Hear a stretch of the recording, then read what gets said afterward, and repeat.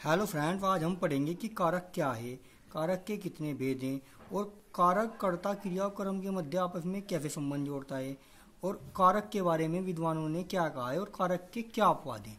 चलिए आज हम कारक को समझते हैं।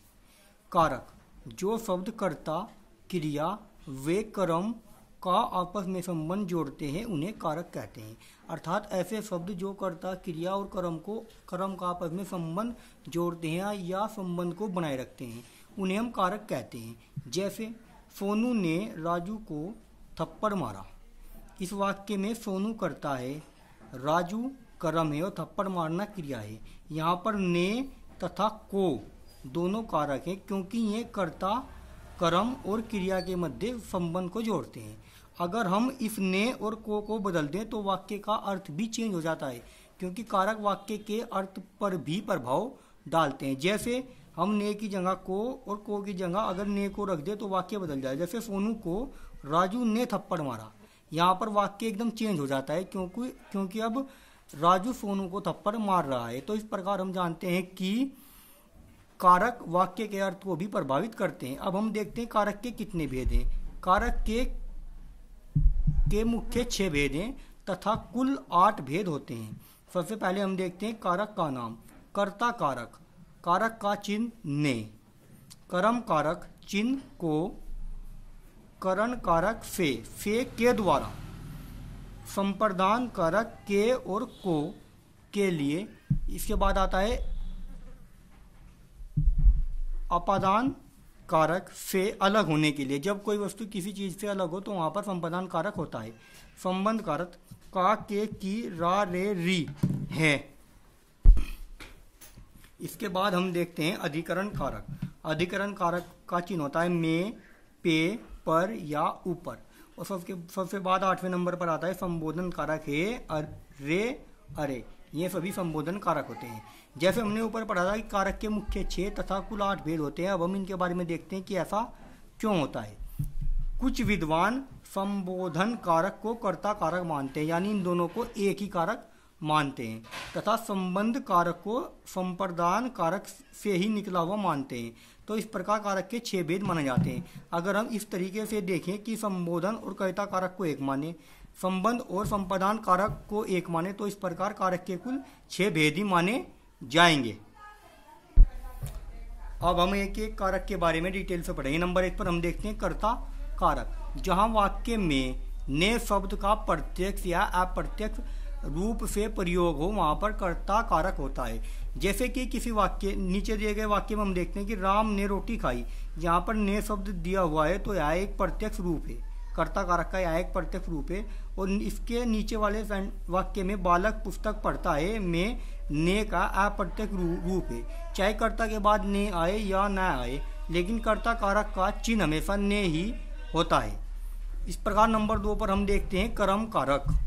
जिस वाक्य में को शब्द का प्रत्यक्ष या अप्रत्यक्ष रूप से प्रयोग हो वहां पर कर्म कारक होता है। जैसे पुलिस ने चोरों को दौड़ाया, यहाँ पर को शब्द दिखाई देता है तो यह कर्म कारक का प्रत्यक्ष रूप होता है। उसने फल खाए, यहाँ पर को शब्द दिखाई नहीं देगा तो यह कर्म कारक का अप्रत्यक्ष रूप है।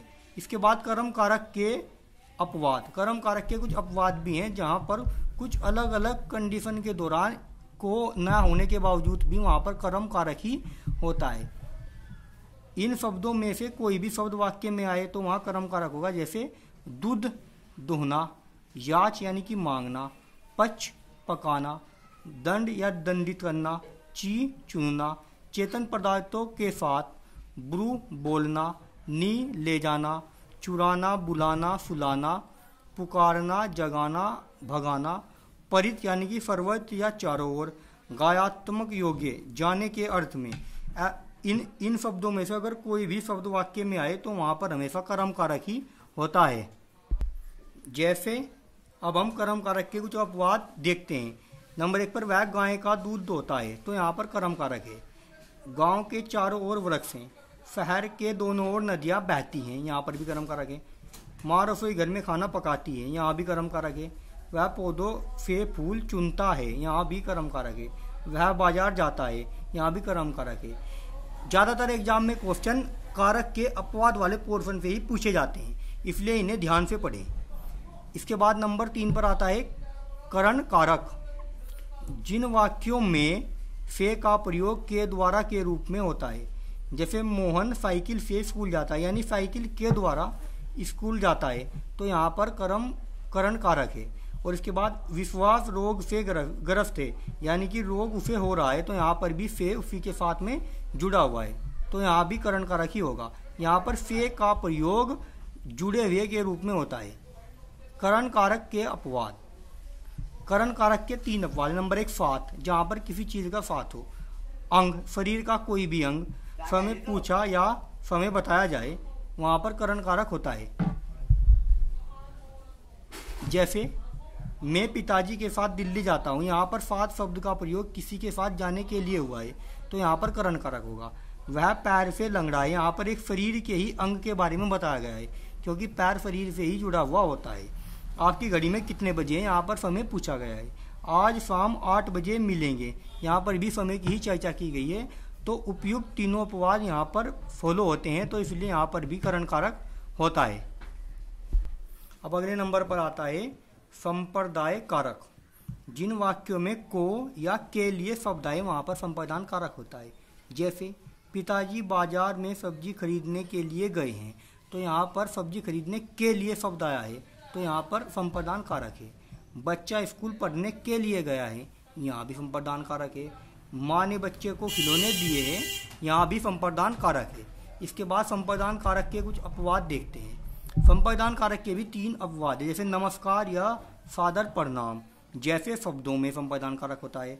सदा के लिए दी गई वस्तु, जब एक वस्तु हम किसी को दे दें और उसके बाद उससे ना लें, तो उसे हम वहाँ भी संप्रदान कारक होता है। देवताओं को समर्पित कोई भी आहुति या कोई भी चीज़ जब देवताओं को समर्पित की जाती है, तो वहाँ भी संप्रदान कारक होता है।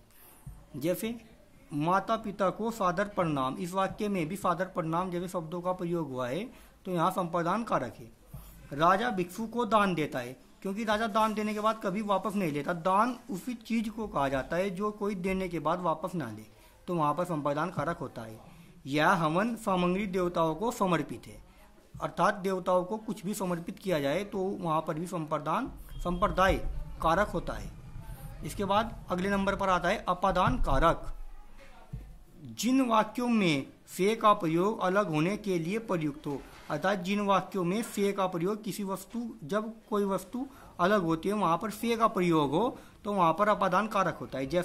जैसे वह गांव से निकलकर पढ़ने आया है, यानी कि वह अपना गांव छोड़कर या उससे हटकर यहाँ अलग दूसरी जगह पढ़ने के लिए आया है, तो यहाँ पर से का प्रयोग अलग होने की सेंस में किया गया है। जैसे पेड़ से टूटकर पत्ता अलग हो गया, यानी कि पत्ता जो पहले पेड़ से जुड़ा हुआ था टूटकर अलग हो गया, तो यहाँ पर भी से का प्रयोग अलग होने के लिए आया है।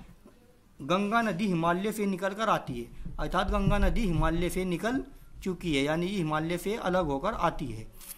बिल्ली छत से नीचे कूद गई, यानी कि यहाँ पर भी बिल्ली पहले छत पर थी, वह छत से नीचे कूद गई, यानी छत से अलग हो गई।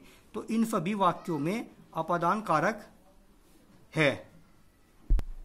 अपादान कारक के अपवाद, जहाँ पर दो व्यक्ति या दो वस्तुओं की तुलना हो, वहाँ पर अपादान कारक होता है। जैसे राजेव धीरज से अधिक सुंदर है, तो यहाँ पर भी अपादान कारक है।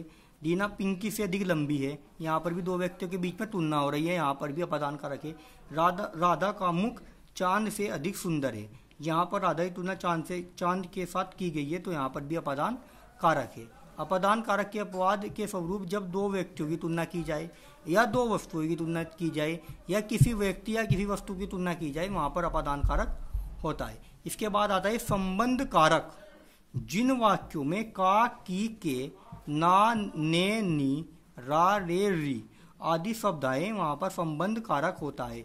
जैसे दशरथ के 4 पुत्र थे, इस वाक्य में के शब्द आया है, तो यहाँ पर संबंध कारक है और यहाँ संबंध की भी बात की गई है। मोहिनी की बड़ी बहन स्कूल गई है, यहाँ पर भी मोहिनी की बहन उससे संबंधित है, तो यहाँ पर संबंध कारक है।